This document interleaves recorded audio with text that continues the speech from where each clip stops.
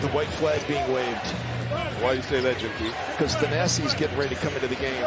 With the Milwaukee Bucks throwing in the towel against the Minnesota Timberwolves, they would effectively fall to being 1-5 in their first 6 games of their Doc Rivers era, which is not exactly what any Bucks fan wanted to hear, but at least they would go on to smash the Charlotte Hornets the following game. So with the Bucks starting their Doc era 1-5, their only win would come against the Dallas Mavericks. Against the Mavericks, Giannis would drop 48 points, 10 assists, 6 rebounds, and 5 steals, going 20 of 28 from the field. Meanwhile, Damian Lillard would go 10 of 11 from the field, while knocking down all 5 of his 3-pointers en route to scoring 30 points. Let that marinate. It didn't just take a good performance from Giannis and Dame, it took out of this world performances from this team's stars in order to just win 1 of their first 6 games. That is bonkers, but perhaps not more bonkers than the simple fact that Doc Rivers is now coaching this Bucks team. Last season, if you would have told me that I would be making a video about Doc Rivers coaching a Damian Lillard and Giannis Antetokounmpo-led Bucks team that would be struggling upon his arrival, I would have called you crazy, but yeah, here we are. And done ironically, people are already assuming the worst for Doc Rivers and this Milwaukee Bucks team that has been built to win now. Stephen A. Smith thinks that if Doc Rivers doesn't get it together, that this will be his last head coaching job in the NBA altogether. And in this one situation, Stephen A. Smith is right. If Doc isn't able to elevate this team and show that he's better than what he's put on the floor in the Bucks' first 6 games, then there's a chance that this really could be it for him. This video, we have to talk about what has been unfolding right in front of us in Milwaukee. But before we get to the content, let's go ahead and get a word from today's sponsor. So I've teamed up with DraftKings in order to bring you guys an elite offer for Super Bowl 58. So that you guys could enjoy that final week of football like a boss. All new customers that use code GETLIKECOOP who bet just $5 will get $200 in bonus bets instantly. If you were wondering what you could use your $200 in bonus bets for, you can combine multiple bets together from Super Bowl 58 for a shot at an even bigger payout. Now, if you're already signed up for DraftKings like me, then you can make a bet on Super Bowl 58 and get a bonus bet back. While the max reward varies, I think that it's pretty tough that you're able to get a bonus bet back in the amount of your initial wager. And don't worry guys, if sports betting is not available in your state, you can still join in on all the fun with DraftKings Daily Fantasy and have a shot at winning some really cool cash prizes. Guys, use the DraftKings Sportsbook app now. And don't forget to use my promo code DCOOP so that you could get $200 in bonus bets when you bet just $5. That's promo code DCOOP, only at DraftKings Sportsbook. It's not every day that you see a coach get fired after playing a part in leading his team to one of the best records in the NBA, but so would be the case in Milwaukee with the Bucks opting to fire rookie head coach Adrien Griffin, who would amass an impressive 30-13 record being the Bucks head coach. Although I can admit that I never saw this firing coming, I'd be lying if I said that there weren't a ton of hints coming out of Milwaukee that this marriage would not work out. When the Bucks hired Stotts to serve as Griffin's lead assistant, I thought that the hiring made too much sense. Griffin was a rookie head coach, seen as someone who was more focused on development and defense. Meanwhile, Stotts was a vet that was known for his offenses and helping to maximize the Bucks' eventual superstar addition, Damian Lillard. Sounds ideal, right? So what was the problem?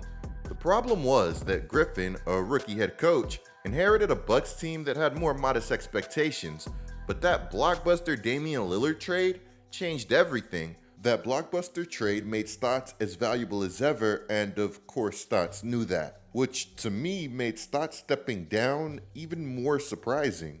Stotts stepping down shocked everybody, even Dame. Of course, these sort of things happen, but still, that's not exactly how you want to start your season, and not a great look for your head coach, who just wanted to feel like they were in charge and not be micromanaged. Honestly, the more that I've read up about this entire Adrien Griffin situation, the more that I've just felt bad for the dude. When the Bucks lost in the in-season tournament to the Pacers, Milwaukee would have an airing out session led by Adrien Griffin, and then go on to win its next 7 games. But this wouldn't stop the complaining because the players would still be complaining. To me, it really feels like Griffin never got that respect that came with being an NBA head coach. regardless of the Bucks being one of the best teams in the league, at least record-wise. I say record-wise because while records are important in the NBA, they're not everything. In life, you will learn that the process can definitely be more important than just the results. So according to this report, once the Bucks started observing practices and shoot-arounds and they could see that something wasn't right, Griffin would be fired a week later. And I'm sure Giannis losing faith in him didn't really help things out for him either. Now, I'm not going to sit here and say that firing Griffin was completely the wrong move, because anytime that your team is this happy following a coach's firing, things had to be pretty bad in that locker room. Now, mind you, that as wild as a firing like this might seem, we've seen firings like this one work out before, like when David Blatt was fired mid-season at 30-11, and then Ty Lue came in helping that LeBron James-led Cavs team win a championship. Of course, that was a while ago, happening in 2016, but my point remains the same. Sometimes the road less traveled yields better results, and that's what the Bucks are hoping for in this case. So again, while I don't agree with the way that the Bucks managed Griffin, I won't say that they were wrong to fire him. But what I will say is that them hiring Doc Rivers as their head coach was not something that I was necessarily on board with. And that's not to say that Doc is a bad coach at all, but it's not exactly like Doc has overachieved his last couple of stops where he's had some really good teams. For me, the icing on the cake is that this man normally doesn't even keep a great relationship with all of his stars, which in today's NBA is a pretty big deal. A lot of Doc's former stars straight up have issues with Doc, who according to Doc is never at fault. Let's name off some examples. Rivers has stated that his relationship with Harden is what forced him into doing TV and not his own coaching. Rivers publicly threw Ben Simmons under the bus, which Ben says wore on him. Doc was also beefing with Paul George after blowing a 3-1 lead. And before that, it would come out that how the Clippers stars were treated divided the team.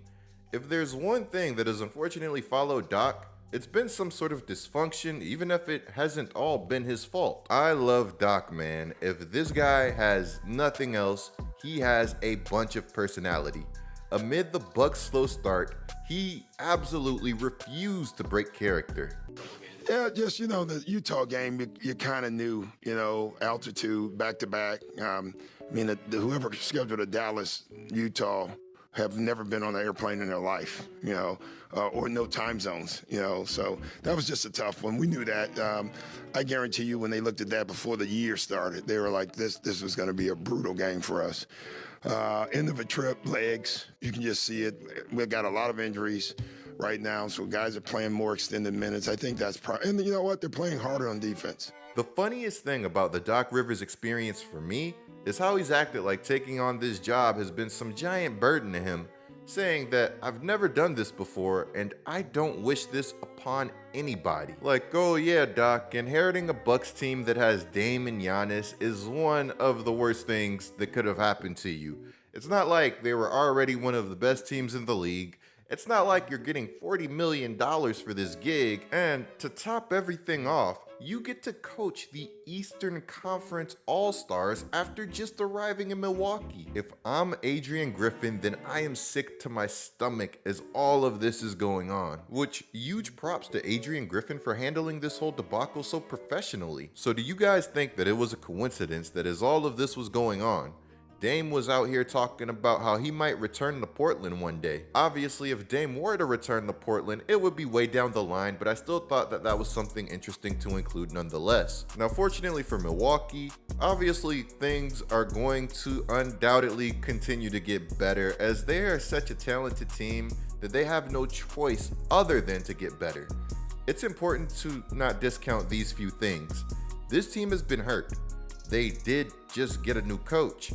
And again, they're obviously better than they're playing. It can take time to hit your stride. All that matters is that you hit it. Remember what everybody was saying when the Clippers lost 6 straight upon acquiring Harden, and now they're one of the best teams in the entire league? As much as I'm not a fan of Doc as a coach, I have to admit that even amid their struggles, that the Bucks have looked more cohesive as a unit, which is what you expect from a team that has championship aspirations. That trade deadline addition of Patrick Beverley isn't looking too bad either, as he showed his value in his first game as a Buck. This locker room needed a Pat Bev badly, and so did Doc. I'd argue that Doc needed him more than anybody, even more than Marjan and Andre Jackson Jr., who are both going to benefit greatly from his mentoring. I know that Dame probably raised an eyebrow when he saw that this man was coming to Milwaukee, but I know that in the end, he's going to appreciate what he does for this locker room and defense, which is ranked 20th and needing all of the help that it can get. Now guys, let me know if I have too much faith in this Bucks team and its talent. I say that because I'm still not the biggest believer in Doc, but I'm willing to give him a chance. I'm really hoping that this whole thing works out because I would really love to see Dame win a ring after all of his loyalty. Him and Harden are two guys that I'm rooting for hard this postseason. One last note, Doc, if you're listening to this, keep faith in those young Bucks because they can really help this team out. But yeah, guys, let me know what you think of everything down in the comments below. Clicking the video on the screen right now is a great way to support my channel. I'm GetLikeCoop, bringing you guys the scoop until our next upload.